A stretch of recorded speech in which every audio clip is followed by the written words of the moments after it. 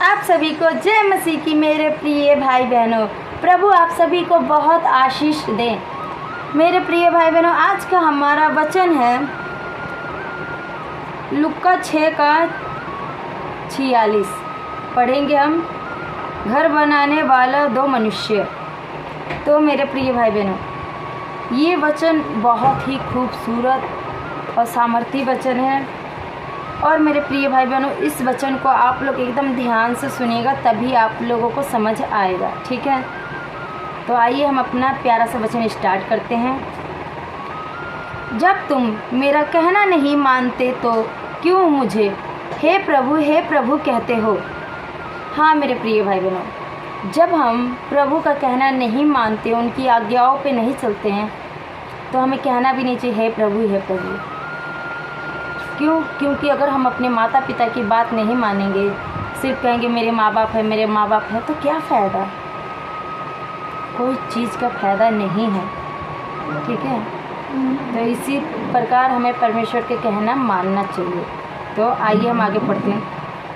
जो कोई मेरे पास आता है और मेरी बातें सुनकर उन्हें मानता है, मैं तुम्हें बताता हूँ कि वह किसके समान है। वह उस मनुष्य के समान है जिसने घर बनाते समय भूमि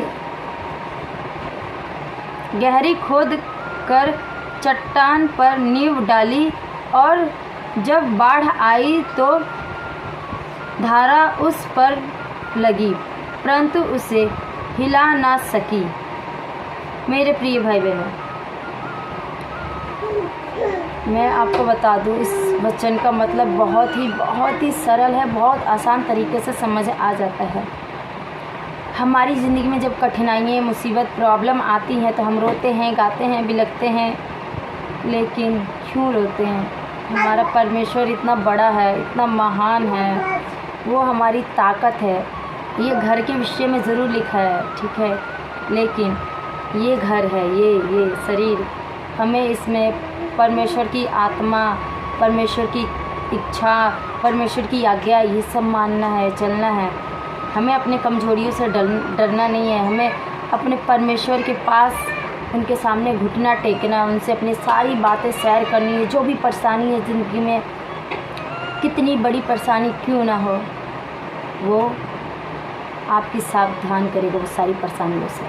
क्योंकि मेरे प्रिय भाई बहनों, जब बच्चे रोते हैं तभी माँ भी दूध पिलाती है। तो परमेश्वर तो वैसे हमारी सारी परेशानियों को देखता है, लेकिन जब तक हम अपनी परेशानी अपने परमेश्वर से नहीं कहेंगे तो वो कैसे करेगा? नहीं करेगा। क्योंकि ऐसे तो बहुत लोग रोते भी लगते हैं, लेकिन वो परमेश्वर को याद नहीं करना चाहते हैं। सिर्फ ये सोचते हैं कि हमारा किस्मत नहीं, कुछ नहीं है किस्मत आपकी हाथों में है। क्यों? क्योंकि परमेश्वर ने आपको सामर्थी बनाया है। आपकी सारी परेशानियों को वो क्रूस पे लेके चढ़ चुका है। तो हमें अपनी कमजोरियों को अपने अंदर मार देना है यीशु के नाम में। अपने घर की कलेशों को यीशु के नाम में मार देना है। पति पत्नी के झगड़े को यीशु के नाम में मार देना है। जिस प्रकार की परेशानी यीशु के नाम में ख़त्म करना है उसे। क्यों? घर इसी तरीके से बनती है। जहाँ परमेश्वर का वास होगा वहाँ बड़ी से बड़ी प्रॉब्लम आएगी, आपको टच करेगी, लेकिन हानि नहीं पहुँचा पाएगी। जिस प्रकार बाढ़ तो आई, लेकिन घर को धक्का दी, लेकिन घर नहीं गिरा, हिला डुला भी नहीं। तो मेरे प्रिय भाई बहनों, उसी प्रकार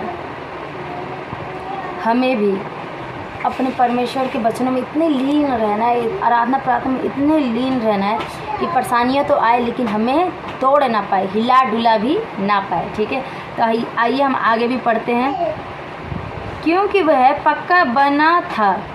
जो मेरे प्रिय भाई बहनों, पक्का, हमें भी पक्का बनना है, बहुत ज़रूरी है हमें मजबूत बनना। परंतु जो सुनकर नहीं मानता, वह उस मनुष्य के समान है जिसने मिट्टी पर बिना नींव का घर बनाया। जब उस पर धारा लगी तो वह तुरंत गिर पड़ा, और गिरकर उसका सत्यानाश हो गया।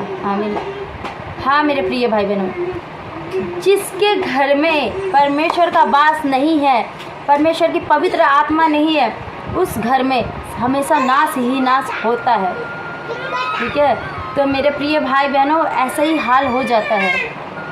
ये घर के विषय में लिखा ज़रूर है, बट घर हम हैं। हम कब नहीं गिरेंगे?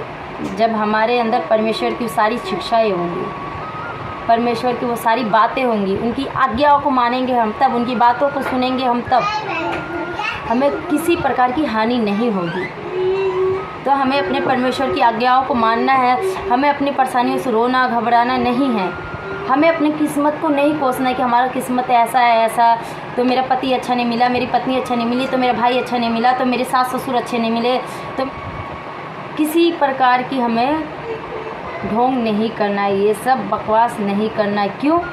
हमारी ताकत परमेश्वर है। ठीक है, तो आप लोग याद रखिएगा इस वचन को। प्रभु आप सभी के फैमिली में ब्लेसिंग करे और सभी के मनों को बदले और मेरे मनों को भी बदले। आप सभी को जय मसीह की। God bless you.